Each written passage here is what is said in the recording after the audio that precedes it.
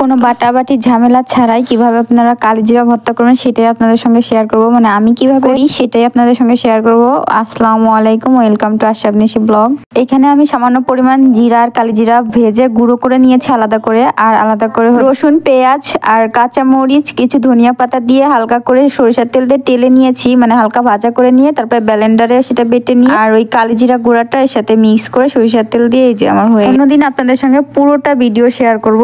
আমি অল্প অল্প করে ভিডিও করা ছিল, ভালো করে শেয়ার করতে পারি নাই। আর সৌদি আরবে আমরা এরকম ভাবেই করি, কারণ পাটা নাই, শিল্প তো নাই, এই কারণে আমরা ব্লেন্ডারেই গুঁড়ো করে দেখা যায় এরকম করে খাই। যে কোনো ভর্তাই আমরা এরকম ভাবেই করি, কারণ এখানে তো আর মনে করেন দেশের মতো করে করা যায় না। যাই হোক, আমি এখানে হচ্ছে আম দিয়ে ডাল দিয়ে রান্না করতেছি আজকে। আমার কাছে আম দিয়ে ডাল দিয়ে রান্না করলে খেতে অনেক ভালো লাগে। শুধু আমি না, আয়ানের বাবাও খেতে অনেক পছন্দ করে, এর জন্য আমি এই আম দিয়ে ডাল দিয়ে রান্না করি। আর সৌদি আরবে সবসময় কাঁচা আমটা পাওয়া যায়। সৌদি আরবে তো সবসময় কাঁচা পাকা মানে সিজন ছাড়াও আম পাওয়া যায়। পাকা আম অনেক মিষ্টি হয়, কাঁচা আমও পাওয়া যায়। সচরাচর সবসময় আমি এই কাঁচা আমটা দিয়ে ডালটাই রান্না করি। আবার অনেকে হচ্ছে এই কাঁচা আম দিয়ে কিন্তু মাছ দিয়েও রান্না করে, আমি দেখেছি। তবে আমি কখনো মাছ দিয়ে রান্না করিনি। আমার ডাল দিয়ে রান্না করে খেতে বেশি ভালো লাগে। তো আমি এখানে ডালের বাগারটা দিয়ে নিচ্ছি। অনেকে কি বলেন, এটাকে বাগার বলেন না কি বলেন জানি না, আমরা বাগারই বলি, তেলে বলি অনেক সময়। অন্যটাই আমি ভেজে নিয়ে তো ওর মধ্যে দিয়ে দিয়েছি। আমি এই পাশে হচ্ছে ছোট মাছের একটা চচ্চড়ি করব হাতে মাখা, তো ওইটা হচ্ছে বসাবো। এখানে ডালটা বসাই দিয়েছি। আমার পাতিল দেখে অনেকে অনেক কমেন্ট করবেন,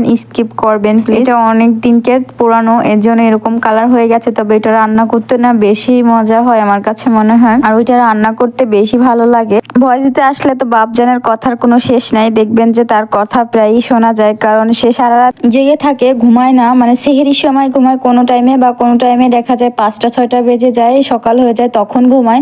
ঘুমাতেই চায় না, জানি না এত ঘুম কেন কম।